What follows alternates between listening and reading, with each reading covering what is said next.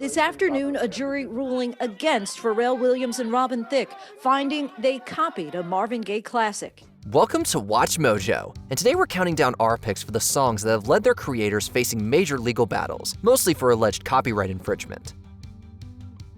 Number 10, Uptown Funk, Mark Ronson featuring Bruno Mars.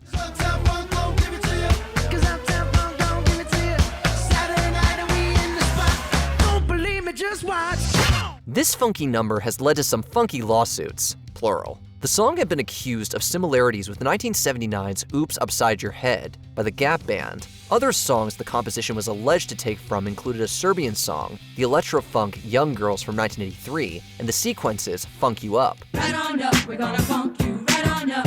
I say get up, get up, get up, get up, get up, get up, get up, get up, get up, sit back down.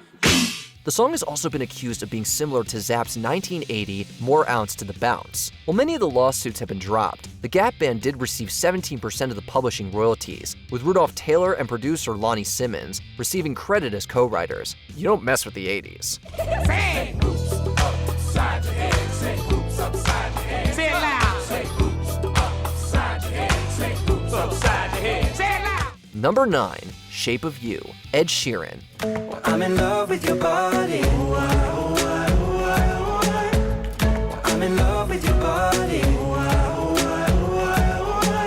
This blockbuster hit was the first one to hit 2 billion streams on Spotify, but it may not have been a completely original composition. It wasn't long before musicians Sammy Chokri and Ross O'Donoghue accused Sheeran of using lines from their 2015 song, Oh Why.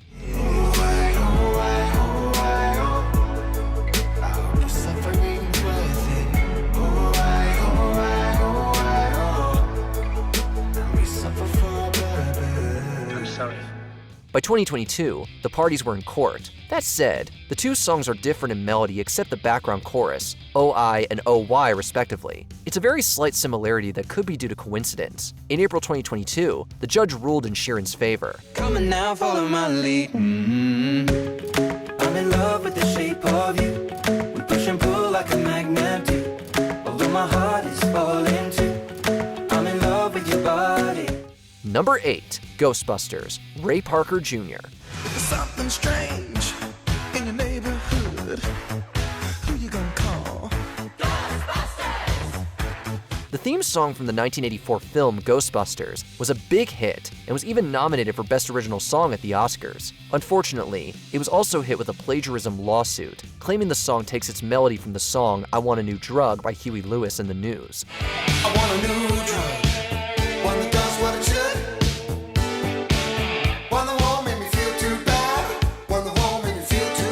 The filmmakers did admit they used the song as temporary background music. They even wanted to hire the band to write the theme song, but they refused. Though it's not an exact copy, the similarities are there for sure. Ray Parker Jr. settled the case out of court with a confidentiality agreement and an undisclosed sum. Busting ghosts is a tricky business. Comes through your door, unless you just want some more. I think you better call Ghostbusters!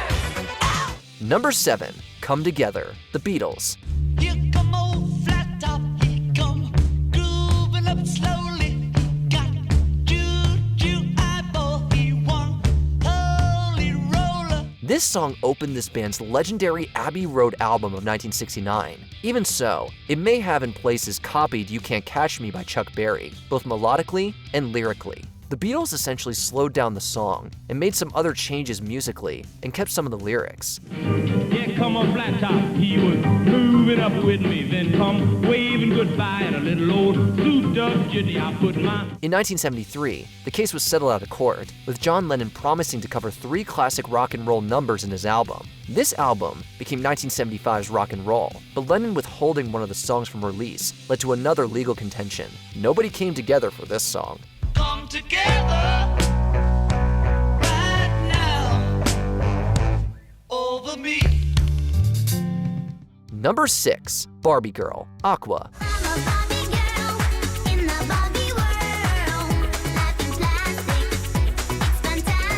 Of course, if you're going to write a song about Barbie, Mattel is going to get involved. In 1997, the company sued MCA over the band Aqua's song Barbie Girl, claiming it violated their trademark and misrepresented the doll. The court dismissed the case, as the song was obviously a parody protected under fair use. The judge, funny enough, concluded his ruling saying, the parties are advised to chill. And in 2009, Mattel had the chutzpah to use the song in its advertisements with changed lyrics. You can be a star, no matter who you are. Be an inspiration, make the declaration. In 2023, the soundtrack of the film Barbie included Nicki Minaj's Barbie World, with the melody playing in the background. The parties, indeed, did not chill. Like Jazzy, Stacy, Nikki.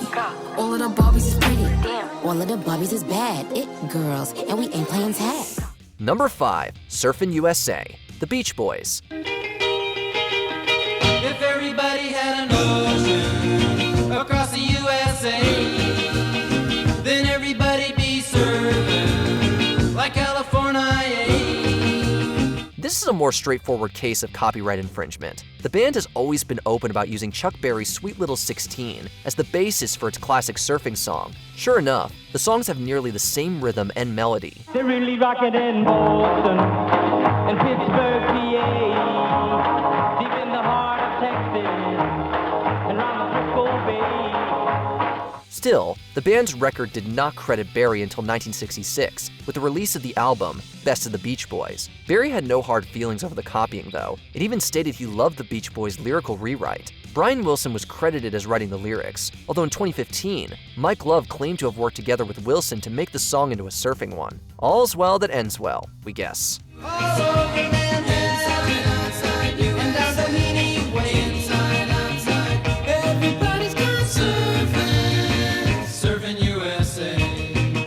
Number 4, Bittersweet Symphony, The Verve. 'Cause it's a bittersweet symphony that's life. This song indeed leaves a bittersweet aftertaste. It turns out Virgin Records had acquired the rights for The Verve to use a sample of the Rolling Stones' The Last Time from Decca Records, particularly the orchestral version by the Andrew Oldham Orchestra. However, the company did not obtain permission from the Rolling Stones' manager, who refused to give it.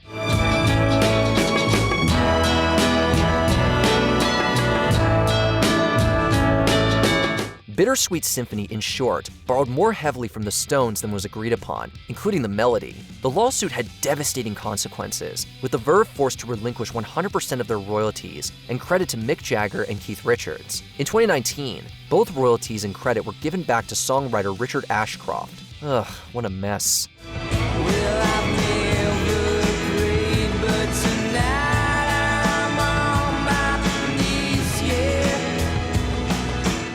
Number 3, My Sweet Lord, George Harrison. I really wanna see you. I'd like to see you, Lord. I wanna see you, Lord. It takes so long, my Lord. In 1971, Bright Tunes Music Corporation sued Harrison for allegedly copying Ronnie Mac's He's So Fine when creating his massive 1970 hit. To make matters worse, the Chiffons, who had a big hit with Mac's song in 1963, re-recorded it in 1975. He's a soft-spoken guy. Also seems kind of shy.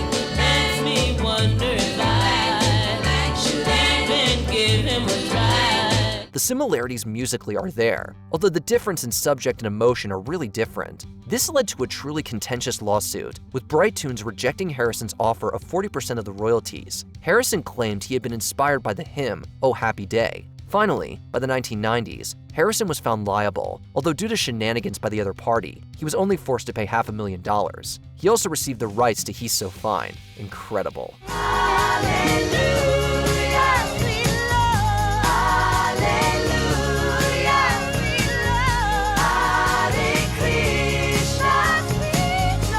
Number 2, Ice Ice Baby, Vanilla Ice. Alright, stop, collaborate and listen. Ice is back with my brand new invention. Something grabs a hold of me tightly, flow like a harpoon daily and nightly. Will it ever stop? Yo, I don't know. Turn off the lights and I'll glow. This big hit led to a big lawsuit. The song was accused of ripping off Queen and David Bowie's 1981 song Under Pressure. Even to the untrained ear, it's hard to miss the identical bass line in both. Though Robert Van Winkle, Vanilla Ice's real name and one of the songwriters, claims he added some variation. People on streets.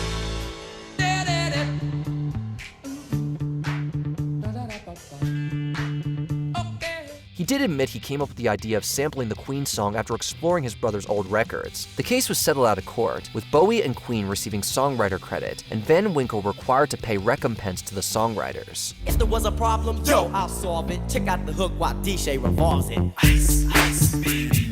Before we continue, be sure to subscribe to our channel and ring the bell to get notified about our latest videos. You have the option to be notified for occasional videos or all of them. If you're on your phone, make sure you go into your settings and switch on notifications. Number 1. Blurred Lines, Robin Thicke featuring T.I. and Pharrell. This wildly controversial hit, accused of glorifying sexual violence, was accused of plagiarizing Marvin Gaye's Gotta Give It Up and Funkadelic's Sexy Ways. I just wanna say that I need you in so many ways, baby, you're turn on. Oh, you turn me on. In response, Thicke et al. Filed a complaint against the Gaye family and Bridgeport Music. They claimed that Blurred Lines and Gotta Give It Up only shared the same genre, not melody.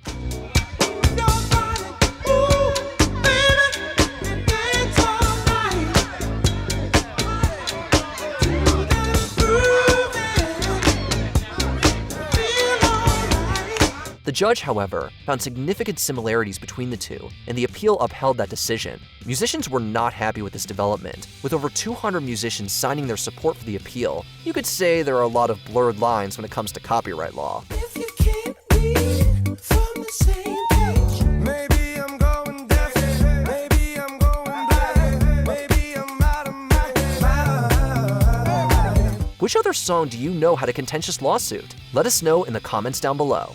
This is ourselves under pressure.